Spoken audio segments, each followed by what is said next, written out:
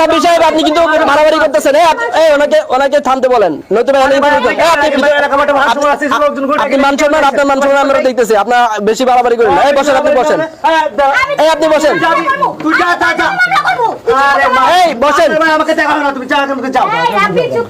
হ্যাঁ এই বসেন বসেন, এই বসেন, আপনি বসেন, আপনি বসেন, হ্যাঁ এই আপনি এই রাব্বি সাহেব এদিকে আসেন, আপনি আমার একটু আপনি জানেন, আপনি আমার একটু এই রাখেন, আপনি আরে বাবা তুমি কেন আইছো আমার বাসায়? কেন অবশ্যই আসবো না মানে এই আপনি বসেন, এই বসেন, আরে বাবা দেখছেন টাকা দেখছেন বলেছিল না প্রেম করার সময় ভালো লাগছে না?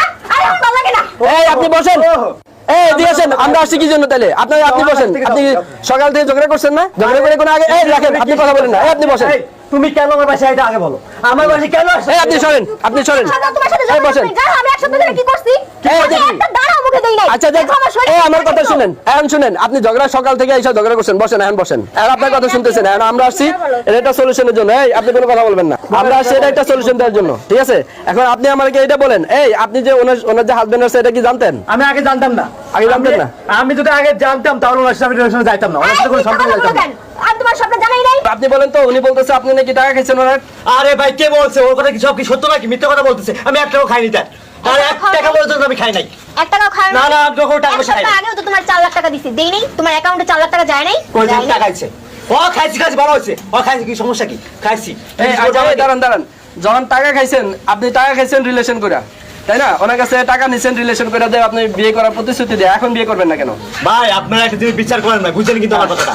আমি কিন্তু আগে জানতাম না তার স্বামী আছে, এখন জানি তার স্বামী আছে, আর আমাকে টাকা পয়সা দিচ্ছে, এটা সত্য কথা, ঠিক আছে? উনি আমার কাছ থেকে কি নিছে এটা জিজ্ঞেস করেন। কি নিছে? উনি কি নিছে ওনার কাছে জিজ্ঞেস করেন, উনি কি চাইছে আমার কাছে? এই আপনি কি কিছু নিছেন? বুঝেন নাই? আমি কি নিছি তোমার ও কাছে? কি নিছে এটা তো ভালো জানো, তুমি ভালো করে জানো, তুমি তো এখন বলতে পারবে না, বুঝো নাই? হ্যাঁ আমি টাকা নিচ্ছি, আমারও দরকার ছিল, তোমারও দরকার ছিল আমাকে, বুঝো না? তোমার স্বামী তো বিদেশ। মানে রাব্বি সাহেব আপনি একটু ব্যাপারটা ভাইয়া বলেন না, আমি ব্যাপারটা বুঝি নাই।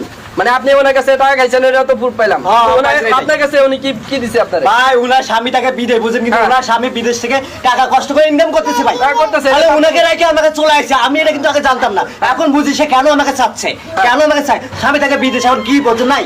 আপনি সাংবাদিক, আপনি কি বোঝেন না কি চায় আমার কাছে? তো ঠিক আছে, উনি কি চায় আপনার কাছে চায়, এখন উনি তো একটা আশা করছে যে আপনি বিয়ে করবেন, ঠিক আছে? ভাই আমি তো জানতাম না উনি বিবাহিত, এখন জানছি, এখন আমার ফ্যামিলি আমাকে অন্য জায়গায় বিয়ে দেওয়ার কথা বলতেছে, এখন তাকে আমার বিয়ে আপনি তো ওনার বোন, তাই জানলেন। আপনি বলেন তো এটা আপনার ভাই ওনার কাছে টাকা খাইছে, যেটা হোক, উনি ওনার হাজবেন্ডের টাকা হোক, বাপের বাড়ির টাকা হোক, দিছে তো আপনার হাজবেন্ডে। হ্যাঁ ঠিক আছে, আপনার বড় ভাই না ছোট ভাই? আমার বড় ভাই। বড় ভাই, আচ্ছা যাই হোক, উনি দিছে, তাহলে আমার ভাইয়ের টাকা দরকার ছিল, আর উনি ওনার মানে স্বামীর যে শখ, এই শখটা আমার ভাইয়ের কাছে আদায় করে নিছে, গিভ অ্যান্ড টেক, বুঝেন তো?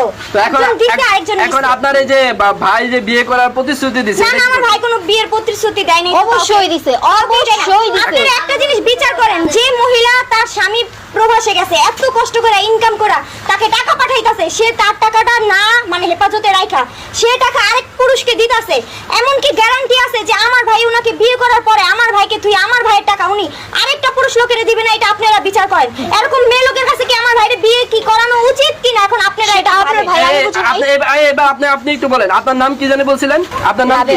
হ্যাঁ রাবেয়া। আচ্ছা আপনি আমাকে একটু বলেন তো, আপনার হাজবেন্ড প্রবাসে থাকে, তাই না?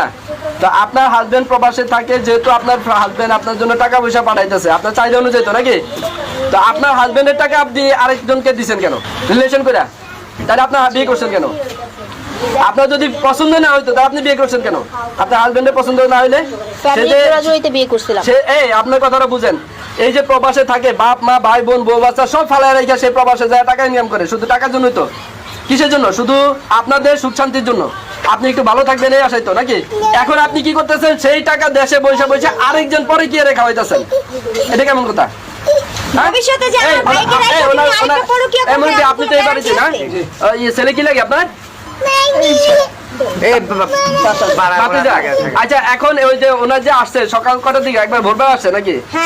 তো এখন এই যে আসছে, ওনার বাপ মার সাথে বা শ্বশুর শাশুড়ি কারোর সাথে যোগাযোগ করছেন? না আমরা কারোর সাথে ফোন করা হয়েছে, ওনার শ্বশুর ওনার আব্বা আসতেছে। আচ্ছা শুনেন, ওনার আসলে ওনার একটু বুঝায় বলবেন যে মানে এই যে মোবাইল দিয়া দেখছেন এই যে ফেসবুক মোবাইল এগুলা ইউজ করাতে ঘরের বউ পর্যন্ত কিভাবে চলে যেতেছে, ঠিক আছে? আপনি একটু চিন্তা করে দেন, ছেলেটা প্রবাসে থাকে, কষ্ট করে মাথার ঘাম পায়ে ফেলে তারপরে ইনকাম করে, আর সেই টাকা কি করতেছে আরেকজনে করতেছে। আজকে আপনার ভাতিজার দিছে, কালকে আরেকজনে দিব, কোনো ব্যাপার না। ঠিক আছে? এটা তো বাস্তব কথা।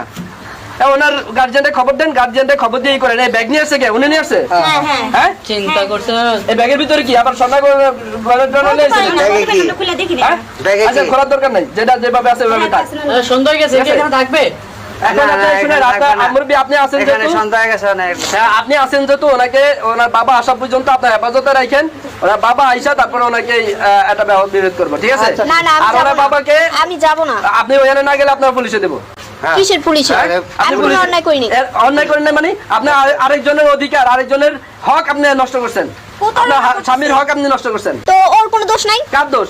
ওর দোষ নাই? ওনার তো আছে, ওনারটা তো বিচার হবেই। বিচার হবে। উনি যে কাজটা করছে এটা বিচার হবে, কিন্তু আপনি যদি আশ করে না দিতেন, আপনি যদি আপনার স্বামীর সাথে বেইমানি না করতেন, তাহলে তো এই সুযোগটা উনি পাইতো না। আমি ওর ছাড়া বাঁচব না। হ্যাঁ? আমি বিষ খেয়ে মরে যাবো। তা আপনি ওই বলে আপনার বাড়িতে যাবো, বাড়ি যাবো, মরে। আপনার বাবা মা সেটা বুঝবো, ঠিক আছে? তা ওনার হাত থেকে বোতল সরান। হাতে কি? হাতে কি? হাতে কি দেখি? কি? হাতে দেখি? এই বোতল দাও। দেখো দেখো এই আপনি নেন তো, নেন ওনার কাছে হাতে কি দেখেন তো? বোতলটা নেন। বোতল নেন। দাও, আপা। এটা কিসের বোতল? হাতে কি? এটা কি? দেখি, দেখি, দেখি। দেখি কিছু বিষ নিয়ে বসে রয়েছে। আচ্ছা, থাক, থাক। কি ভাষণ ভাষাতে চাই?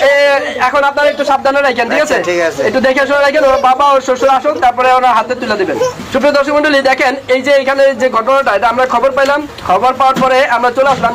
ব্যাপারটা এরকম যে চুয়াডাঙ্গা থেকে এই মেয়েটা চলে আসছে, তার হাজবেন্ড বিদেশে থাকে, সৌদি আরব প্রবাসে।